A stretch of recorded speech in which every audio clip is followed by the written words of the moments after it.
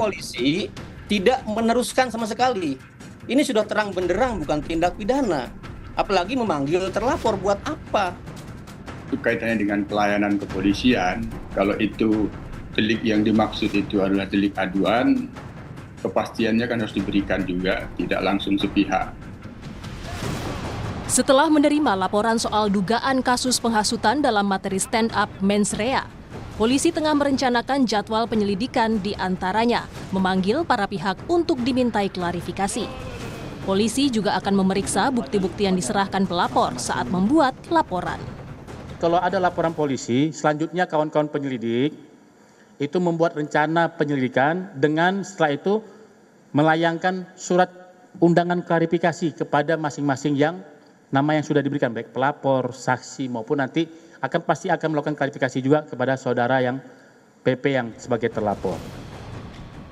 Namun Yayasan Lembaga Bantuan Hukum Indonesia (YLBHI) menilai harusnya polisi tidak perlu meneruskan proses laporan itu, apalagi memanggil pihak pelapor dan terlapor. Ketua YLBHI Muhammad Isnur menekankan laporan ini tidak ada unsur pidana. Jadi seharusnya polisi tidak meneruskan sama sekali. Ini sudah terang benderang bukan tindak pidana. Apalagi memanggil terlapor buat apa? Kalau ini bukan tindak pidana, ya hentikan proses sejak awal gitu. Coba kalau emang nggak paham KUHP, konsultasilah dengan kejaksaan. Saya potong sebentar, ingin menegaskan Mas Isnur. Jadi menurut Anda ketika pertama kali polisi menyampaikan konferensi pers yang tadi sama-sama kita dengarkan juga harusnya langsung menyampaikan bahwa kasus ini tidak bisa dilanjutkan. Begitu yang ingin Anda tekankan?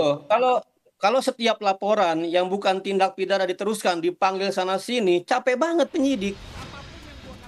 Sementara itu, Kompolnas menilai memproses laporan pelapor merupakan bagian dari pelayanan kepolisian sehingga tidak menimbulkan persepsi publik adanya penolakan pelayanan dari Polri. Pemeriksaan lebih untuk mengklarifikasi secara resmi soal legal standing pelapor dan adanya unsur pidana atau tidak. Dan pelayanan kepolisian, kalau itu delik yang dimaksud itu adalah delik aduan, kepastiannya kan harus diberikan juga, tidak langsung sepihak.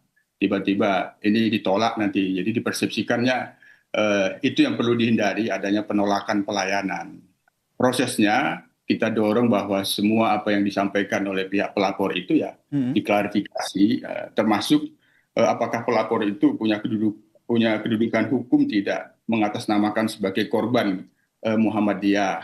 Dan dari pihak Muhammadiyah, sejauh yang NU dan Muhammadiyah memberikan pernyataan di publik itu malah mengundang klarifikasi. Itu artinya klarifikasi untuk dimintakan klarifikasinya secara resmi. Sebelumnya, PBNU menilai pelapor tidak mewakili warga NU atau Nahdiyin, bahkan organisasi yang disebut sebagai korban dalam laporan polisi tidak ada di dalam organisasi NU. PP Muhammadiyah juga menyatakan hal yang sama, tidak mengenal organisasi yang tercantum dalam laporan polisi. Patut dinanti apa langkah Polri dalam mengusut kasus ini. Tim Liputan, Kompas TV.